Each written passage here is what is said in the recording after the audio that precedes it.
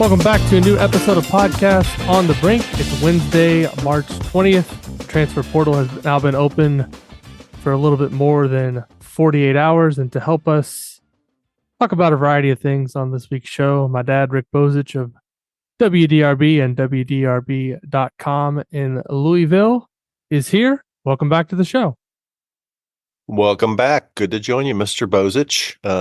I want it noted that not only did I not transfer in college, I stayed in the same dorm for 3 years, so I'm allowed to talk about transferring. Yeah, I wanted to ask you, as we kind of begin this show, about the Dusty May rumors in terms of Louisville, because I know you're there covering that program as closely as anybody. Obviously, they made the change with firing Kenny Payne after 2 seasons, and there's been a lot of rumors. I think Scott Drew was a name that people threw out there at the beginning of the search, and depending on what you believe and what other rumors are out there, some have, I guess, reported that he's not going to be coming to Louisville, and they maybe have shifted their focus to Dusty May, among other candidates. What can you tell us at this point, just in terms of Louisville's interest in Dusty May? Obviously, there's interest in him from an IU perspective. He was a former manager at the program, and he's looked at somebody that could be a potential replacement down the line for Mike Woodson. So obviously Indiana fans interested in that search. And just what can you tell us right now in terms of Dusty and his interest in Louisville? My view is that Scott Drew was the first choice, sort of similar to when Indiana made a change 3 years ago and they went after Brad Stevens first and they gave it or are giving it. I don't think it's officially over yet. I haven't heard that for sure. People are saying it, but gave it their best shot, told them what their offer was. And I believe from the beginning, from the people I talked to, that Scott Drew was more likely to stay at Baylor because that was a program he'd been at for over 20 years. He'd built it and given them a new arena a few years ago. They won a national championship. He could stay there forever. It kind of aligns. He's very out front about his faith, and it's a Christian school. It kind of aligns with him. And, other than money or the chance to come here and, become a coach who won a national championship at 2 different programs, I didn't see why he would leave Baylor. So once that happened, I think most people thought the most likely candidates were Eric Crawford, and I believe they were Mick Cronin and Dusty May. And if you listen to what Josh Hurd said in his press conference after Kenny Payne was fired, that he wanted to bring somebody who would, a little bit younger, who would build a program and stay for 20 years or whatever. And I think with Dusty might be in his mid-40s, maybe. I don't know his age for sure, 48, I think. Kind of fits that. He's from the area. He's built a program out of really nothing at Florida Atlantic. He went to the Final Four last year. This year, they moved into a more difficult conference, finished second to South Florida. They're in the NCAA tournament and play Northwestern on Friday night in Brooklyn. If they win, they play UConn. He checks a lot of boxes. And there's also a connection that I know of, in that one of his assistant coaches is Todd Abernathy, son of former IU star Tom Abernathy. And Todd Abernathy worked with David Padgett, former Louisville player who's still here in town, when they were at IUPUI for Todd Howard. And so I'm sure that, there's familiarity with how Dusty and Todd Abernathy do their thing. And, I think he'd be a fine choice. He really would be. And we'll see what happens. I think we'll have an answer by early next week for sure, maybe before then. So I guess the question the IU fans are going to have is, if Dusty May comes to Louisville, does that take him out of play for Indiana for the foreseeable future? He doesn't seem to me, and I don't know him, but just people who have talked to him and kind of know his personality, it seems like he's not going to be a guy that would jump from job to job. So I think if he took the Louisville job, it'd be something that he'd want to commit to long term, and not a situation where he's going to jump to Indiana after 1 season. Hey, I don't know Dusty. I've never talked to Dusty. I've followed Dusty. I know some of his friends. If he comes to Louisville, he'd be 100%, 110% committed to Louisville. He's an overachiever. He's a grinder. He's a hard worker. He's a kid from Greene County, Indiana, who I think he started like at Oakland University maybe, and then transferred into IU because of his connection to Dr. Rink. He cut Dr. Rink's yard and then he told Dr. Rink what his aspirations were. And he said, well, you need to be here and be in our student manager program. That's the way your path to succeed in basketball, and he did it. And no, if he'd be Louisville all the way through his body if he came here. I think he'd be out of the mix at IU, and it'll be interesting to see if that happens, how shrill the reaction is within the IU fan base, and I think we know how shrill it'll be. So the transfer portal opened Monday. I know grad transfers could enter before Monday, but now it's like the window now for the underclassmen. It's got this 45-day window. I understand kind of the timing of it because it has to be done before the semester ends, but it also coincides with leading up to maybe the biggest weekend of basketball of the year, depending on how you want to look at it. I have all these NCAA tournament games coming up, but it seems like you go on social media right now and all you're seeing is so-and-so entered the transfer portal. Everyone's talking about the transfer portal. A team that's actually in the tournament, Alabama, just got a commitment from a player in the transfer portal. Do you think college basketball as a whole needs to rethink kind of the timing of this, or is there a way to make this different to where the transfer portal, what's happening right now, isn't taking away from the NCAA tournament? I definitely need to think at the minimum they need to have a discussion and talk to coaches and talk to administrators and say, is this really the best path forward for our sport, that in the middle of the biggest event in our sport, that a certain percentage of the conversation or publicity is being carried away to this unseemly part of the game where every guy, is like sending his picture to Joe Tipton, even if he averaged 1.7 points per game, and he's being promoted on social media like he's LeBron James. It's ridiculous. But that's the world we live in right now. I'd like to see a delay. I mean, I know people are still going to talk to guys behind the scene. They're doing it during this season as it's going on. So it just would keep it out of the news cycle a little bit, and let's focus on the games, because the game should be fun. I think I might be wrong, but I think that there's a certain percentage of fans, I can't give you a number of it, that are kind of turned off by all this stuff, the transfer portal and NIL and, coaches buyouts and all. It's too much. It's too much conversation other than just the basketball part of the game. And I don't know how you control it, but I think you have to talk about it and try and find a way to at least turn the volume down on it, because it's all, the last 2 days, it's been all the talk on Twitter. Yeah, we've already seen with Louisville and Indiana several guys enter the transfer portal for both programs. Their seasons obviously both over. From an Indiana perspective, CJ Gunn, Peyton Sparks, and Caleb Banks entering the portal, that's none of those departures in your mind are significant in any way for Indiana and their team for next season, right? Significant in terms of what they produced and what they might produce next year. No. Significant in terms of a failure to develop a couple of guys who were considered solid prospects, who were the kind of guys you would think would be productive late in their sophomore year and their junior and senior year. Definitely in CJ Gunn and Caleb Banks. I mean, they were recruited. What were they, top 125 prospects? Banks might have been a little bit higher than Gunn. Banks was top 100 and Gunn was, I think, top 175. Okay. That you'd think they'd at least by their junior year, like, these dudes could maybe start or definitely be a significant player. And Banks, it was obvious something happened. They wrote him off. He didn't hardly play until the final game of the Big Ten tournament for 6 weeks? I mean, he was buried on the bench. And it's not like we're talking about being buried on a bench by a 1 or 2 seed. We're talking about a not very good team. And Gunn was brought in to be something that Indiana has badly needed for a long time, which is an outside shooter. He just never did it consistently. I thought he got plenty of opportunities, especially early in the year, and he just couldn't consistently make shots. He played his best game, probably, or most productive game in the Big Ten tournament game, but it's kind of meaningless because the game was already over by the time he got in. And Peyton Sparks, looking back at it now, it sounded like a good idea when they recruited him, but after watching him play, I think it's pretty obvious that his skill set wasn't going to succeed in the Big Ten, because he's a undersized, not super quick power player whose game is all below the rim, and that it's not going to do anything in the Big Ten. Not on a winning team, it's not.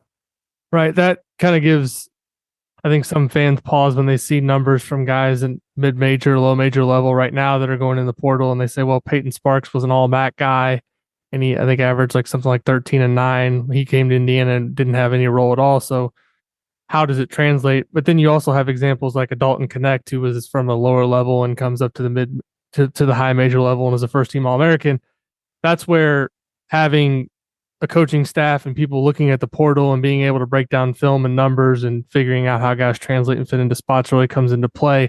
And that's what Indiana is really going to have to do this spring to fill out this roster, because looking at it right now, there's 6 open scholarships.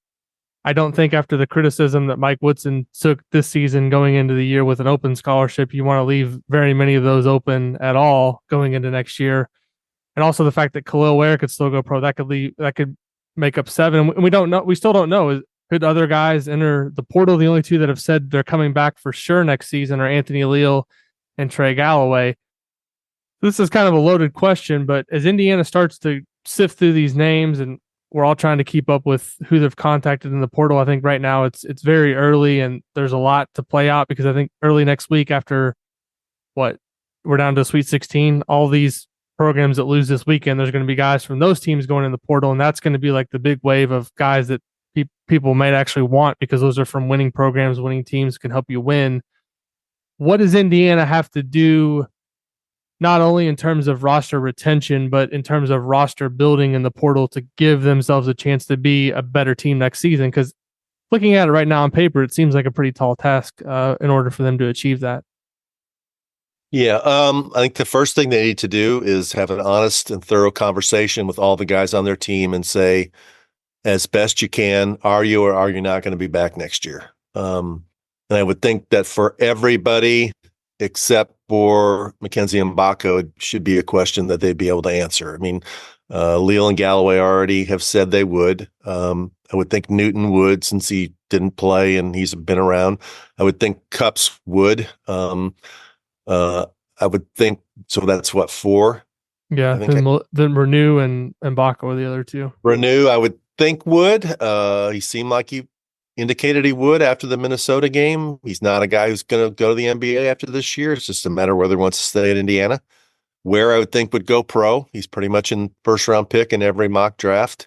And the other one that's up in question is Mbako. Is like, are you going to try and go pro, which I'm sure he'll go through the process. I believe that, because he said before the season he expected to be in the NBA next year. And if you go through the process and don't make it, would you come back, or are you going to go in the portal? And I don't know how specifically you can answer that stuff, but you got to get a read on how many of those guys you can really count on to start off. So from that point forward, you say, okay, here's the roster. Here's how it would best fit together. What are the priorities? Well, the priorities are, in my opinion, number 1, you got to get a really good point guard, a point guard who can distribute the ball, a point guard who can defend, a point guard who is a little bit of a 3-point shooter, a point guard who's older and mature and wants to win. Then you got to probably get a 2 guard too. And then I know that you've got Galloway and Newton, but you got to have a guy who can shoot the ball. You definitely need a small forward. If there's another Connect, you got to get Connect part 2. And then you probably got to get a big guy who's a rim protector. It's going to be hard to get all 4 of those things. And then what are the other 1 or 2 spots are? Probably another forward for sure. I think they've already, if Galloway, Leal, and Newton and Cupps come back, you can get it probably 2 guards. And the rest they need to be good guards though. You can't get backups. I mean, that's kind of you can't. I mean, I think you can go into the season looking at Galloway as a potential starter. I mean, I think ideally if Mbako and Renew come back, I think those 2 are in the starting lineup. If you could get a scenario where Galloway's your 5th best starter or he's the first guy off the bench, that's ideal. But I don't think you can go into the season looking at it as like, all right, we've got our starting guards, we need to go get backups. No. And then that, I mean, you said that with the point guard thing, but I'm just saying. Yeah, that turns the question then, and you got to have a conversation with Cupps and Newton and say, we're bringing in some guys here. We're trying to get some really good guys, and they might start, and you're going to have to beat them out to start. And that's okay. That's how it is at good programs. Reed Sheppard, I voted him 3rd team All-American. He came off the bench for Kentucky all year.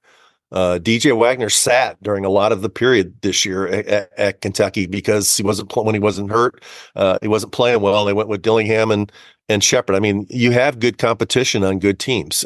Duke usually has a rotation of 3 or 4 guards.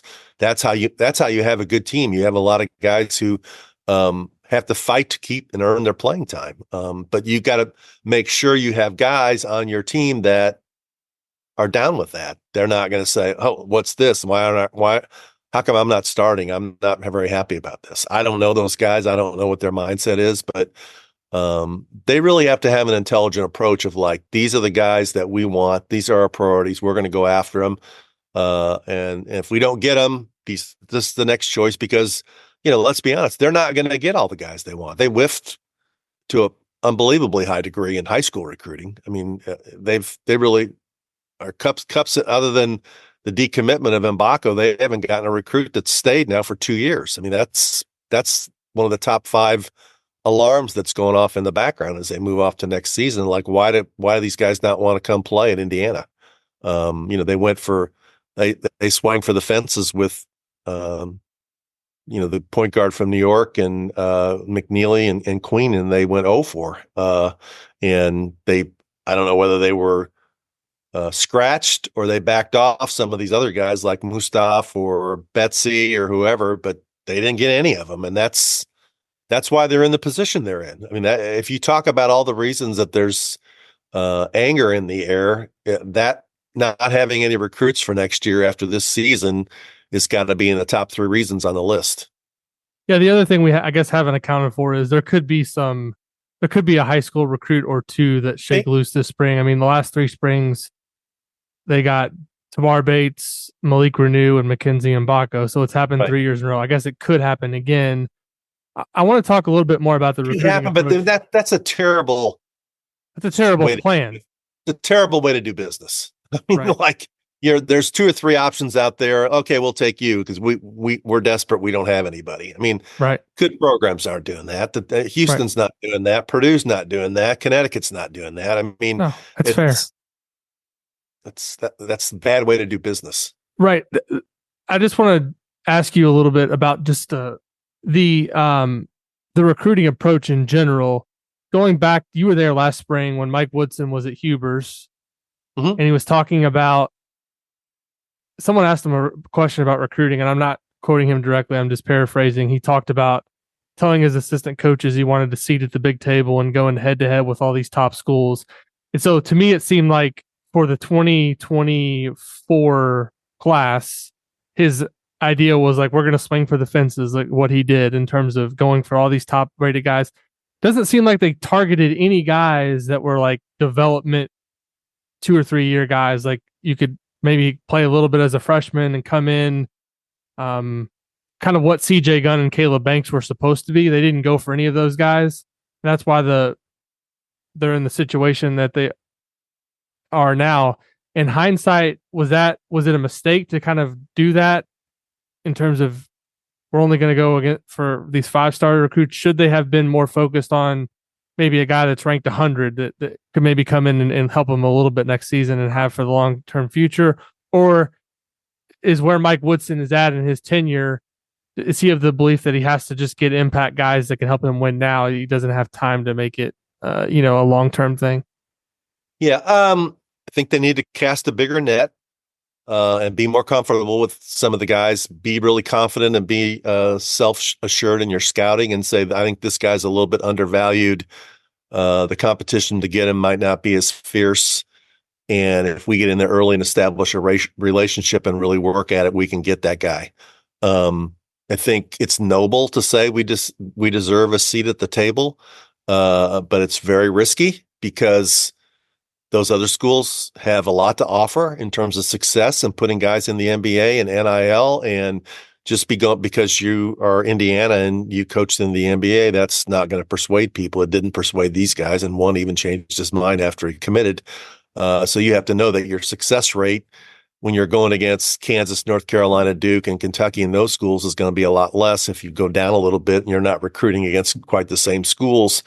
But that was hopefully, good leaders and good management learns from their mistakes and corrects them the next time through. So we'll see what they do this year, whether they change that. If they do it again, they'll probably struggle again, because, if you're a guard and you have a choice to go to Kentucky or Indiana, you're probably going to go where John Wall and Shai Gilgeous-Alexander and Tyrese Maxey and Devin Booker and all these guys went, because that seems to be, if I was your dad theoretically and you were a good player theoretically and you had a choice to do, I'd say, son, that's a better path. So hopefully they learn from that and figure it out. I mean, they've got a lot of work to do in all areas of recruiting, because we're not only talking about a seat at the table for the big dogs. What's really, when we're talking about the list of reasons that things are the way they are at IU,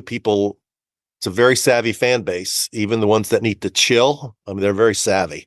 And they look at the class of 2025 and they see there's 4 good high school players from the state of Indiana. And they say, how many of those dudes is Mike Woodson going to get? And if he doesn't get at least 1 and maybe 2 of Harrelson, Sisley, Mullins, and Robinson, people are also going to be very upset. So I was at the Michigan State game for the senior night stuff. I hadn't had a chance to talk to you about this, at least on the podcast. We've talked about it a little bit offline, but the one thing that Ryan and I talked about, it was probably a month or so ago on the podcast when the Woodson rumors for next season started popping up in the discussion of whether he should be back. We talked about just kind of the need for somebody, whether it be Mike Woodson, whether it be Scott Dolson, whether it be somebody representing the program, to kind of talk about what went wrong this season or outline a plan for how this is going to get fixed. It hasn't happened to this point. Not sure that Mike Woodson's even going to talk to the media again until Hubers at the earliest, potentially. If he comes, I'll look and see if he comes. Right. And at this point, I don't know that Dolson's going to do anything in terms of communicating. So I think there's some frustration from the fan base and just from the fact that there's not really been any admission of like, this isn't good enough and we got to do better publicly. Mm-hmm. And then Mike Woodson kind of throws gas on the flames after the Michigan State game with the whole true fan comment, which I think irritated a lot of people.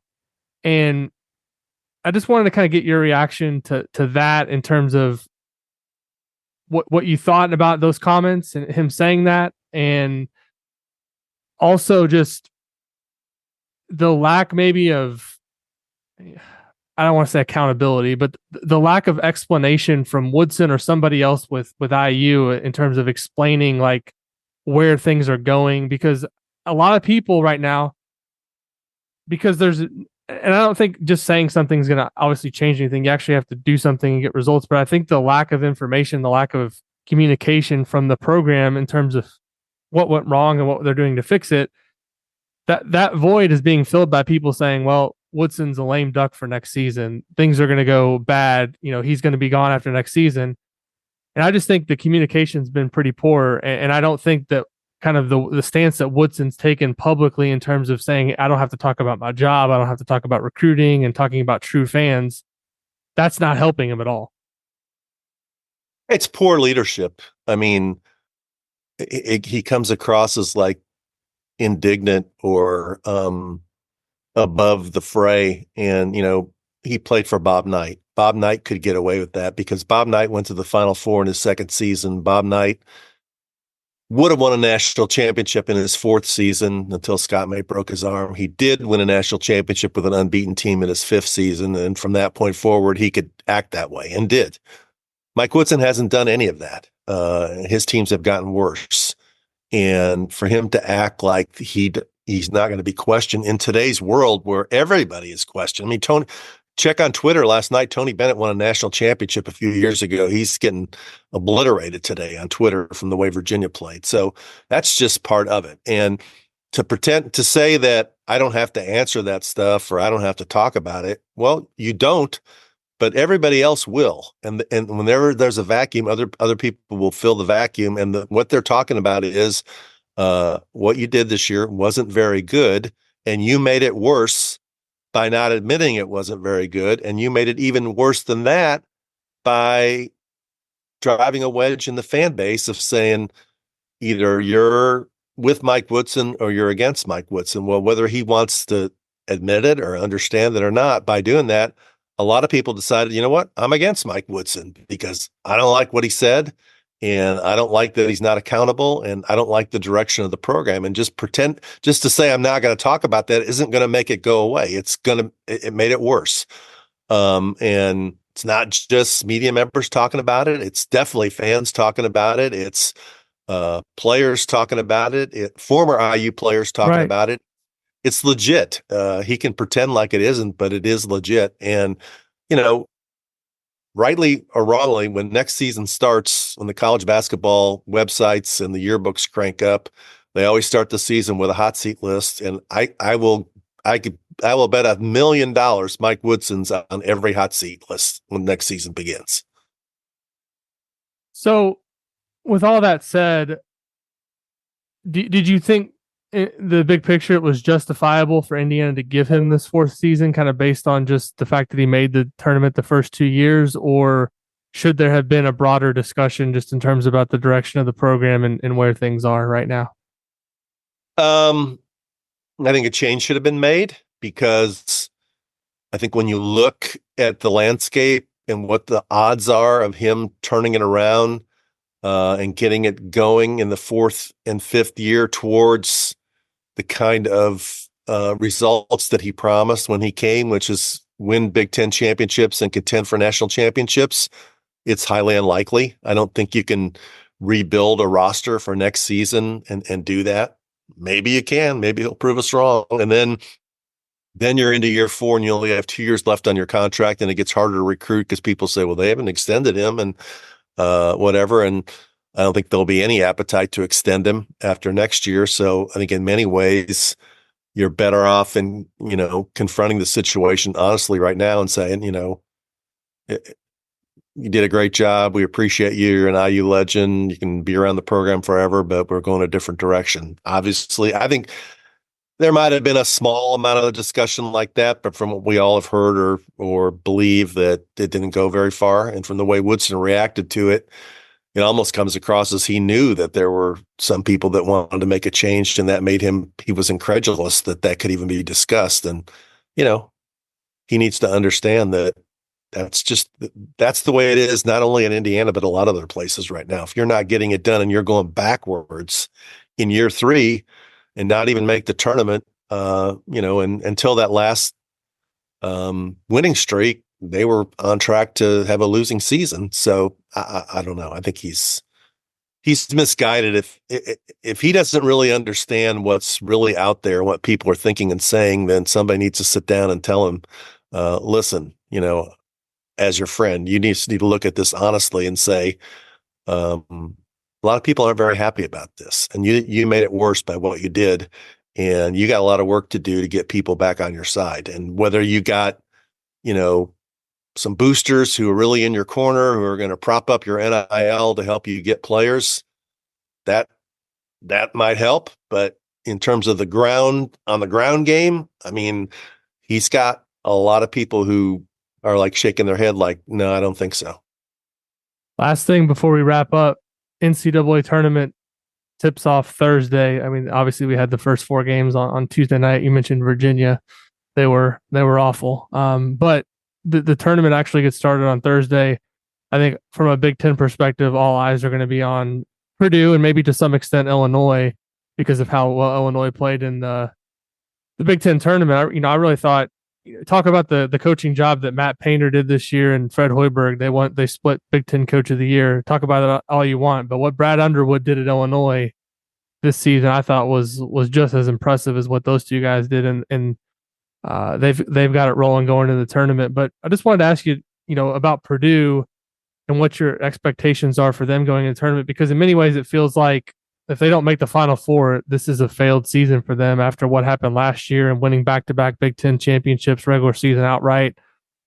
I thought they've got at least a manageable path to make the Final Four, but what are your expectations for them? And I say that knowing, that last year they lost in the first round to to Fairleigh Dickinson. So we have absolutely no idea what's going to happen when the tournament tips off.